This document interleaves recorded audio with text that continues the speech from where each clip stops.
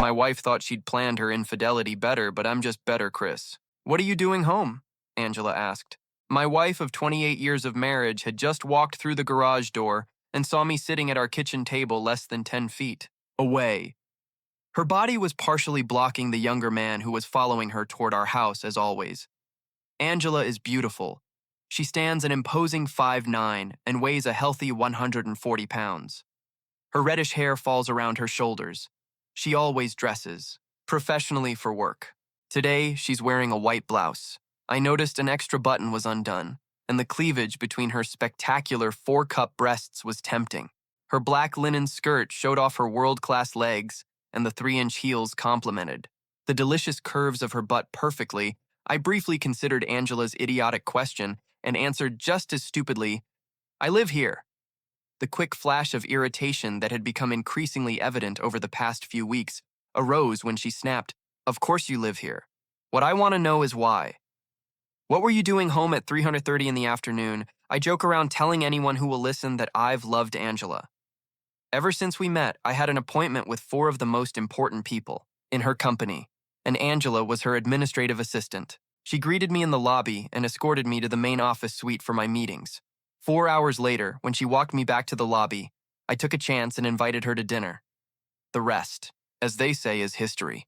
At this point, Angela's friend had slithered around her and was at her side. I expected her to smile, but her very intelligent eyes showed signs of concern. From the start, things weren't going as planned. I guess I could ask. You the same question, Angela. What are you doing home?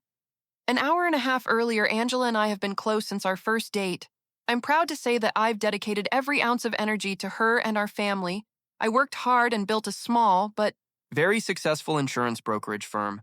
With the help of her employer, Angela went to college and in 6 years earned a bachelor's degree. She started in a human resources position, but eventually headed up the department in the firm's Hartford, Connecticut office. I had loved Angela unconditionally this entire time.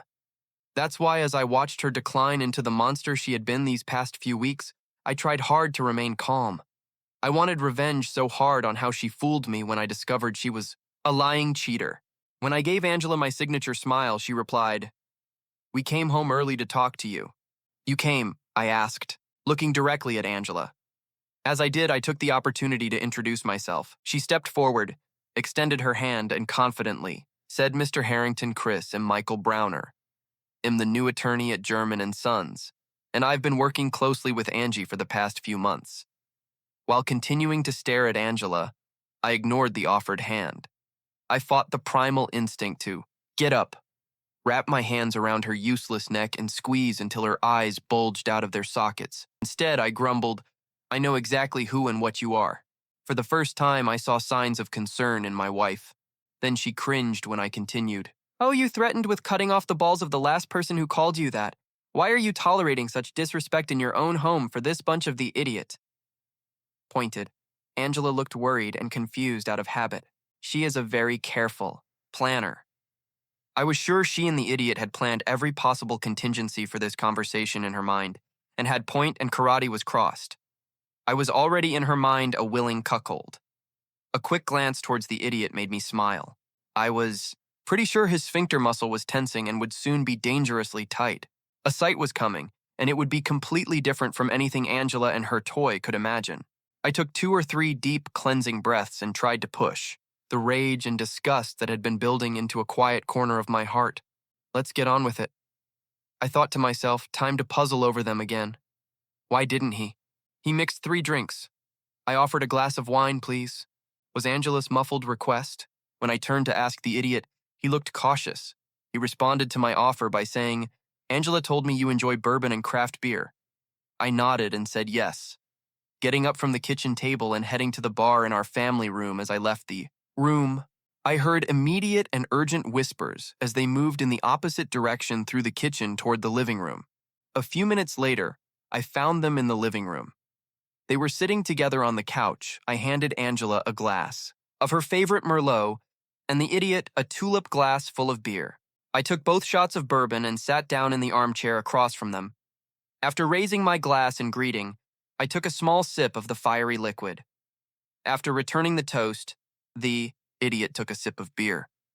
He held the glass in front of him and seemed to study the color and carbonation. He commented, "This is one of the most complex males I've ever had." "What is Pabst Blue Ribbon?" I replied. The idiot's eyes flickered angrily, and Angela, confused, commented, "Did you say that Pabst Blue Ribbon is worse than donkey urine, the most horrible beer ever brewed?" He was halfway through his comment when he saw me laughing. He exploded. "You're so cool we came home to have a quiet chat with you, and you've been nothing but rude and condescending." I smiled and questioned, "I am rude and condescending. I suppose we really need to get your chat started." "I'm sure. I'm about to learn how to have a polite, uplifting, and loving conversation from my ever-faithful wife, Angela."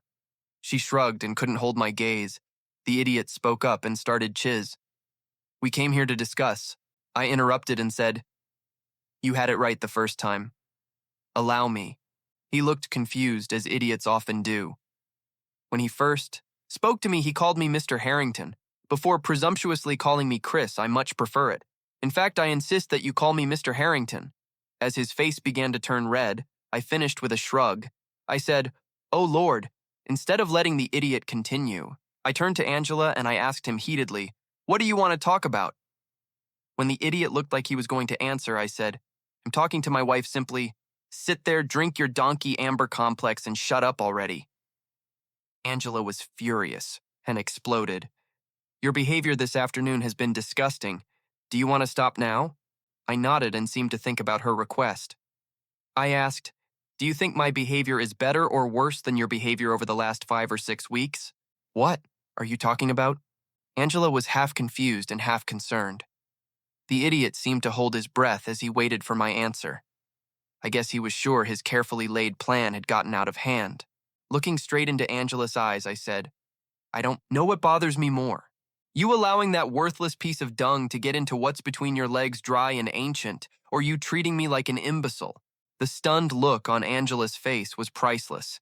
Her eyes narrowed, and she quietly asked, "I seem to have more friends at your office than you do." I received an anonymous email from someone in that German 2 weeks ago.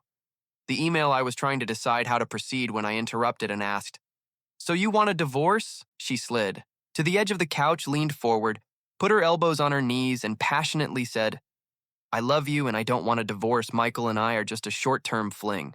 Has new to Connecticut and hasn't made many friends. Once he settles down, sure he'll find a regular girlfriend. I'm sorry, but that's not working for me. I signed up for a monogamous relationship with a loving wife. Instead, I discovered that the woman I've dedicated my life to is a 304 and a cum dump. A divorce works much better." For my future plans, Angela pleaded, "Chris, just stop. I don't want a divorce, and I don't think you do either. This is just an occasional slip of the tongue and nothing more. I'm attracted to Michael, and I wanted to a little extra excitement in my life. Has never happened before. It will soon be over and never happen again." I promise I took a small sip of my bourbon and sat in silence for a few moments before answering. "First of all, your promises are meaningless. Everyone in this room knows you're a liar." Angela was about to explode when I spoke over her. And I said, "And secondly, why should I believe this is your first affair? For all I know, it could be your 51st. Please, you need to stop and think. We've worked together to build our family. And now that Kelly is married and thinking about starting her own family, we can slow down and plan for a wonderful retirement in a few years. My affair with Michael will be over and forgotten."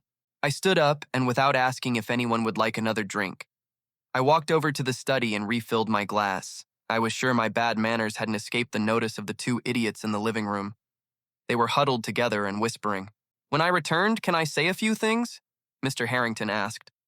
"The words yours," was my disgusted reply. She gathered her thoughts before saying, "Angela is right. Our relationship is only a short-term fling. Sorry, I've ever taken a married woman on as an affair. I've never done it before, but we get on well, as you know. She is a spectacular woman. Your threat of divorce, understandable in the heat of the moment, will prove unwise in the long run. You've invested decades together. Don't throw it away." Initially, Angela was worried that the prenuptial agreement her father made us both sign would cause her to lose many of her assets in a divorce. If she were caught cheating, I can assure you as a lawyer that an agreement almost 30 years old can be easily voided. Laws change, legal wording becomes obsolete. Any competent lawyer will have the document thrown out in court with laughter. But even more important than that irrefutable proof of infidelity is needed aside from some mild and innocent public flirtations that some of our colleagues may have seen. I'm sure you don't have the evidence necessary to enforce the agreement. I wondered as she finished her brilliant legal summary. How had my wife become so stupid? Turning to Angela, I wondered, I can't understand. Why would you take legal advice from a corporate lawyer who graduated in the bottom quarter of his class at Texas Southern University School of Law? Texas Southern University is ranked as one of the 10 worst law schools in the country, year after year. My response was one of my many mottos: know thy enemy. I continued as I turned my attention back to Angela. What's your plan moving forward? Angela took a few moments to reflect before telling me, Michael and I will be spending the weekend together. I'll be staying at his apartment tonight, and in the morning, we'll be heading out to New York City. We'll be staying in the city tomorrow and Saturday night, and I'll be home on Sunday. Even though I knew her exact plans, the very audacity of my cheating wife's declaration ripped my heart from my chest. I hoped she could see the crushing sadness in my eyes as I asked, so not only did you share your body with this scumbag, but you're also going to be sharing our quarterly getaway weekend with him. We've gone to New York 4 times a year every year since we've been married. Memories of all the spectacular sights we've seen together. The award-winning Broadway plays, the concerts and sporting events. You've shattered all the thousands of heartwarming memories. I don't know what's happened, Angela, but you've turned into a pile of as big as this. He was obviously pointing at the idiot. Angela could tell he was devastated and replied. Consequently, I didn't hear a single word he said as the voices in my head screamed, finish it already. Looking at the idiot very worried, I asked, is your wife okay with you seeing mine?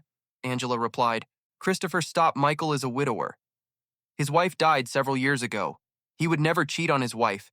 He even had the decency to flinch at my wife's last statement.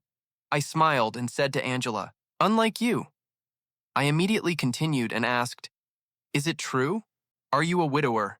Looked quickly between Angela and me and said hesitantly, yes. I bent down and pulled a folder out of the backpack next to the chair.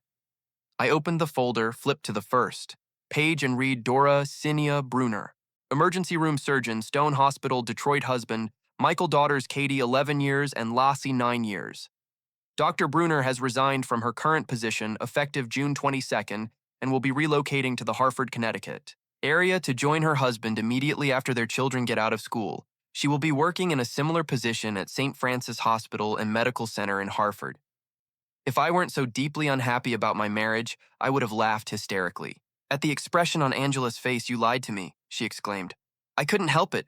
Can you imagine? I yelled, a cheater and a liar lies to a cheater and a liar. Where is this world going? Michael reached out and held Angela's hand just before she could yell, take your hands off my wife. I realized I just didn't care, and honey, I'm sorry, I lied. I couldn't help it. You were so sexy and beautiful. I wanted you and needed you, and I lied so I could have you. She stood up while still holding her hand. Let's go back to my house and talk. Well, go to New York tomorrow and have a great weekend when we get back. We'll still have 3 weeks until my family arrives at that point. You can be a full-time wife, and I'll be a full-time husband and father. Angela considered her options for a few moments before standing up. She took the idiot's hand and turned to me. After this weekend, I promise to completely give up on Michael. I'll come home on Sunday and be the same loving wife I've always been. Angela and I looked at each other for a while. I wondered if I could listen as my already shattered heart continued to break. I've sat here quite politely while you both have had the opportunity to tell me about your affair, and since in the long run it won't affect my relationship with Angela, I'd like to ask you both to sit down and give me about 30 minutes of your time to lay out the changes I see coming. You looked back and forth between me and you, silently trying to decide what to do.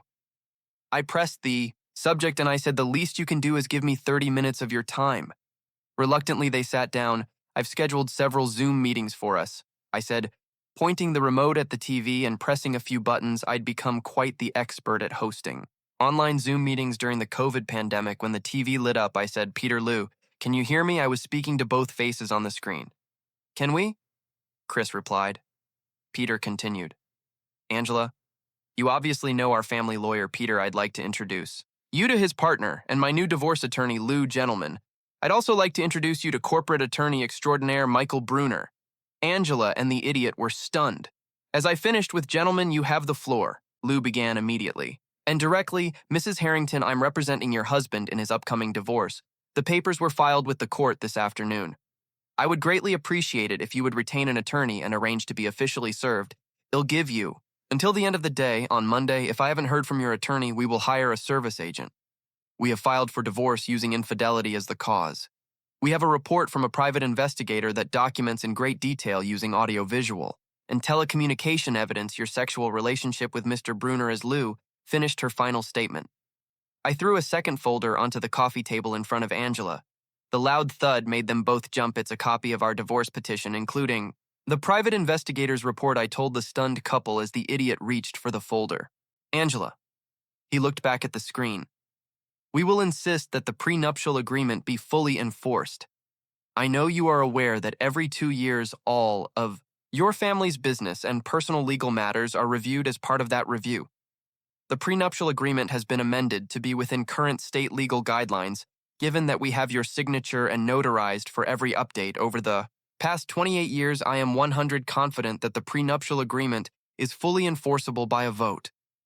Last night of the Harrington Broker Board of Directors, you are released from all corporate liabilities and are no longer associated in any way with Mr. Harrington's firm. You will have 5 days to return your car to the firm.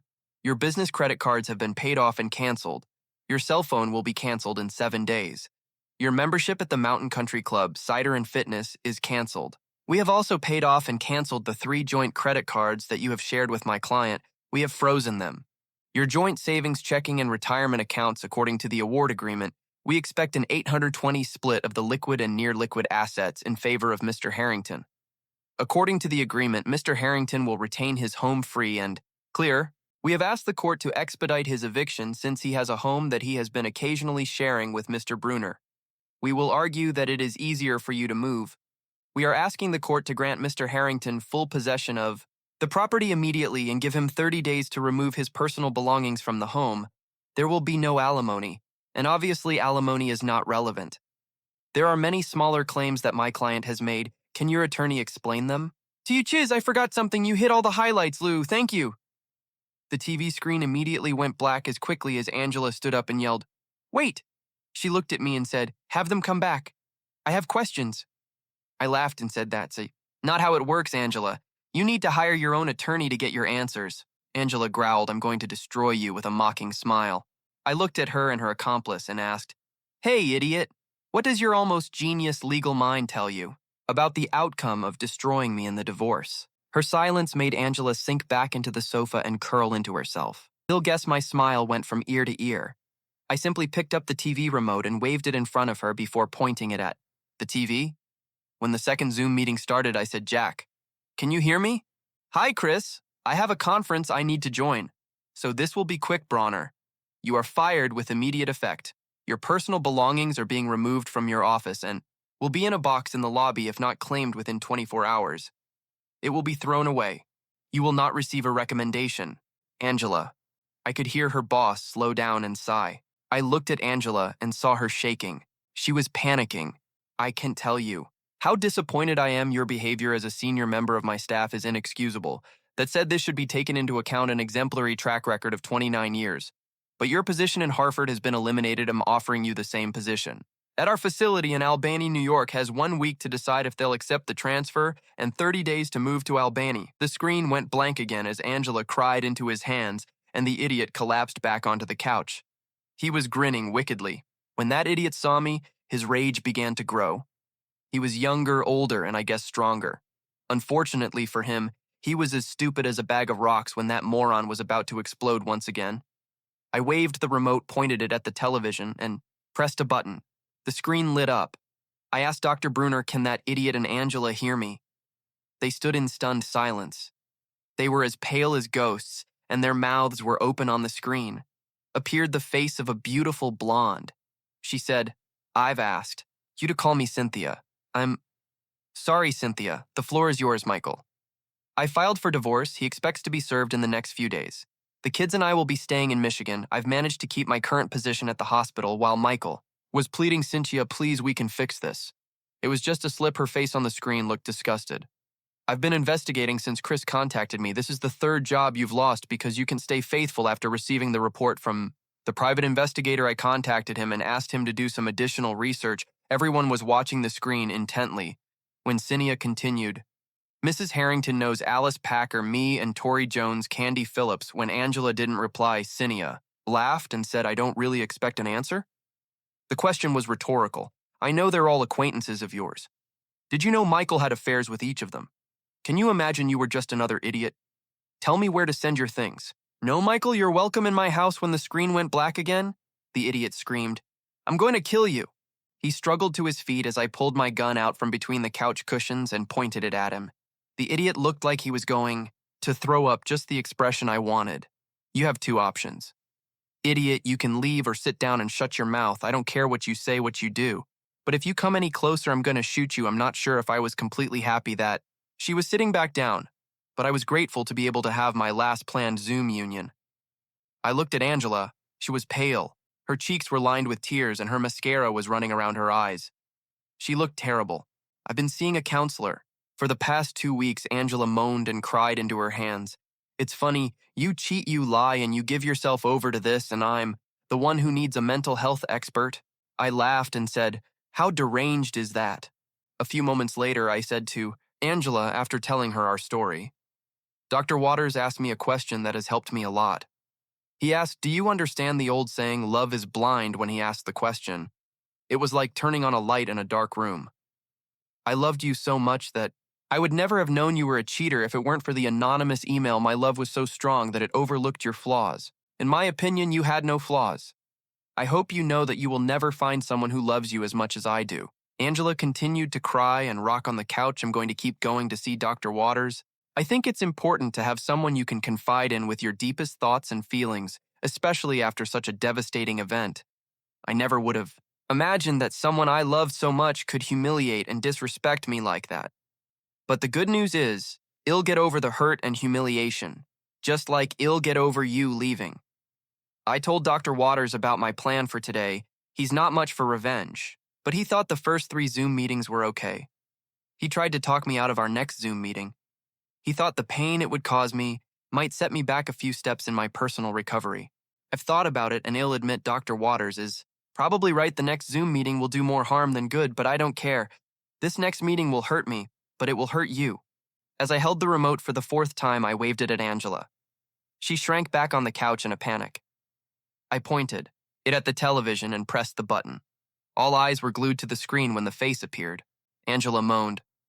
Oh, no, please, God, don't I love you, Daddy? She said.